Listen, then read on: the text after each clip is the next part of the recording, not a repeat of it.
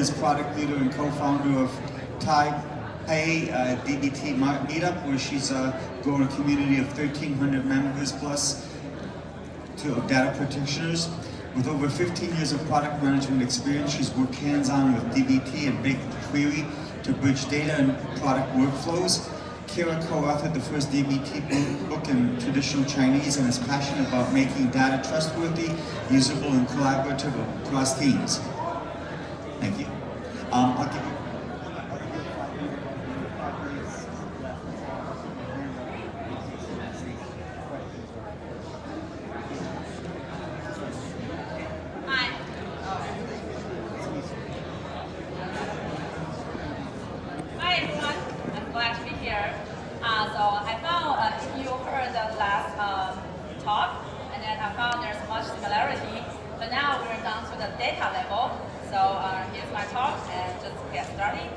Since you already heard about me, so this is the linking, and I will just give this one.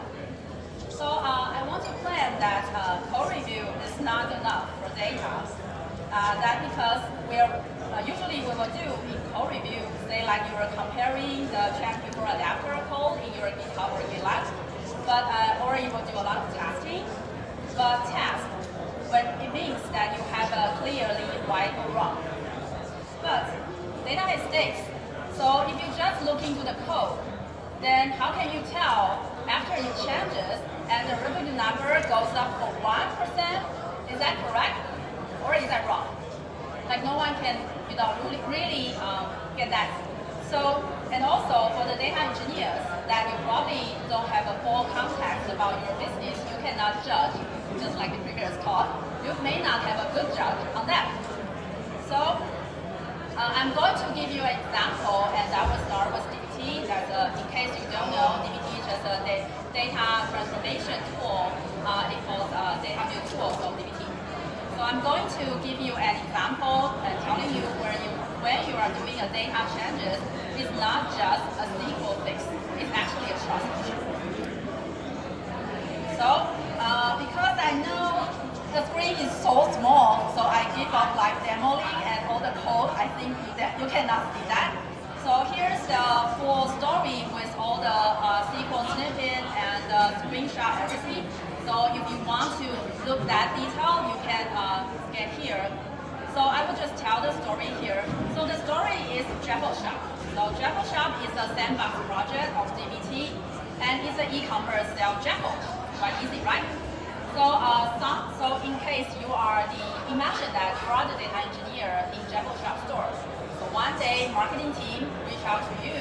They say, hey, I know we have a lot of high value customers. You give us these customer sections, but how come these high value customers didn't contribute to the sales as we expected? Is there any wrong in your data? So you want to take a look.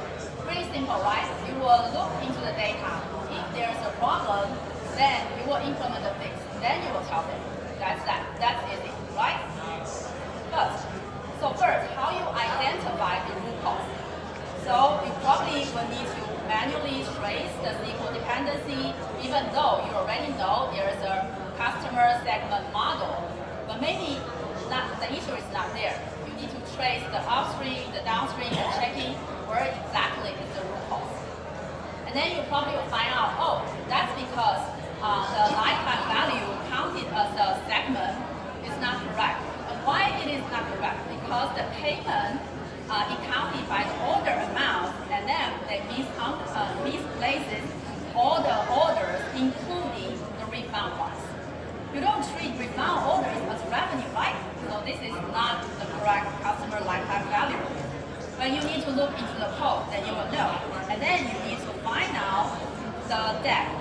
Maybe you have like DBT Cloud, maybe you have like Power User or something help you to find the deck, so it will be a little bit easier to trace the dependency.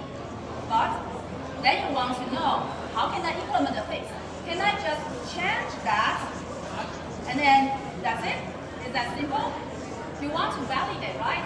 You want to make sure if your changes make sense. Is that correct for the marketing? Can I tell them? And then there's another surprise. When you are looking into that order value, we found out, oh, the refunded order not just impacts the customer lifetime value, it also be included in the revenue. Wow, that's a big issue, right? And there's no one from the finance team ever reach out to you saying the revenue number is too high. No one would say that. Yeah, so they don't know. So how do you validate? And there's a lot of models. So what do you validate? Do you need to validate every model, every column? So the typical things, I guess, probably you do the same thing. You will write custom queries. And you will write query to compare the change before and after. Because you want to know what the revenue would look like after I fix this. Would that decrease like 10%, 5%? How can I tell the finance team? So you still need to write a lot of query to compare the before fix and after fix. So that's a complicated SQL. And then when you see the result, you need to eyeball that. You need to see that, what's the number? Is that decreased like 1% or 2%? What happened? How can I tell them? So for all these manual things, it's time consuming. It probably would get error because we are all human. And then we cannot do it for all. That's too many models, too many columns. So how do we do that? And there's another thing that the final step, you want to tell the stakeholder, oh, I'm sorry, the revenue is too high. We need to fix that. But do you want to tell them after they see the report? Certainly not. So if the stakeholder cannot trust the numbers, oh, sorry, your numbers are wrong. So like many months, the numbers was too high, then the finance team maybe will drag you to the CEO office, right? So then how can they trust if the numbers consistently changes? So we want to explain. We want to explain why we think there's an error and how do we fix it and what it would be look like after we fix it. So what do? We email them, we Slack them with screenshot. Because these stakeholders, they cannot get in touch with GitHub, so they don't see any PR comments, right? And there's a lot of screenshots you need to make, and you need to make it easy so they can, see the changes. So both sides, from you need to prepare all this material and then communicate with them, and the other side, they also need to spend hours. So even though you get approval, okay, let's face it, our revenue was wrong for months, we need to fix that. But there's no real collaboration. You can just get an email saying, oh, the finance team tell you, okay, then can you present this process to the CEO office tomorrow? I already booked the time with you. But there's no real collaboration. You don't know why they accept, or if they don't accept, then what do you do? We want true collaboration. So the challenges here is it's too slow. It's all manually, and it probably will go wrong again. And it's really hard for both sides. And things could be worse. Like now we are in the AI conference. We already know like AI is pushing data to product. So data is part of product. And like even start from 2021, they're already reporting and news about bad data. It would cost a lot. So we want a standardized, automated workflow. And then we also want human in the loop. Right here, human in the loop, right? The volunteer teacher said human in the loop. But how can we do that? We do have human in the loop in email, in Slack, in meetings. Do you want to do that? No? So instead, we want to provide visibility, reliability, and velocity. What do I mean by that? This is the deck you see, and you need to find out where you need to validate. How about this?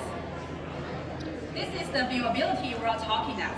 So you will see what's the models you changes, and then what's the impact. We can do like breaking analysis, so you will know I changed the first model, but it doesn't introduce any breaking changes. So I can skip the downstream model. But the second model, it has the breaking changes. So I need to check all the downstream model. And we can also have column level navigation. So we can know if we change the amount of orders, it will impact you only the customer lifetime value in the customer's order, in the customer's model. So I don't need to validate every column. It's so clear. That's the viewability we want to have. And what about variability? So we want the things not just viewable, but variable. What do I mean by that? This is the customer segment. So it compares to the current and the base. The base is the production you checked before. Current is the things you are working on. I can add them to the checklist. And I can also do a value profile difference or top K difference to tell. And it's easy. I don't need to write a complicated SQL to just need to compare the before and after. The chart is also easier for stakeholders. And after all this validation, I can make them a list with the comment. I don't need to give them screenshot and then write something and then another screenshot and then write another comment. It can all be put together and it can be shared. Just share a link with your stakeholder so they can see all the deck, all the breaking change analysis, customer column level lineage, and all the thoughts you are thinking. Why you think I need to validate this one and then this one and then this one. They can have the full context. So we can have velocity. Once human in the loop, we can tell what's the range is have a really clear right and wrong. Revenue could not decrease 100%. So it's a clear wrong thing. So this kind of clarity, you can make it a test. But the other thing is not that clarity you need human to judge. You can have this kind of validation and then put them in the validation list. So still have people to have comments. And then you can integrate it with CI/CD. For example, your GitHub Actions, and you can have that. And you also can decide if the changes you want to validate should be across every PR or just this PR. So you can customize your CI/CD. And every PR, once it's created, it would have this summary and telling you what's the validation across every PR, what's the result. And you can also block it. You need to check everything, you need to validate every customer things, and then you can merge the PR. So you have this. So I'm saying here is data review is kind of a new code review. It needs human in the loop because data has stakes. We all understand that. And then, but we don't want to, in order to make human in the loop, but a lot of manual work and time consuming. We want to have, we want to ship things faster with competency. So that's why we introduce visibility, variability, and velocity. So the end goal is we want to build a trust, and we can verify everything and then ship faster. So this is the problem we care a lot. So welcome to chat with me. Though maybe the solution you have a better way, or you think there's an AI agent possibility, then welcome to chat. So is there any question? And in case you want to see the whole story, there's a QR code here.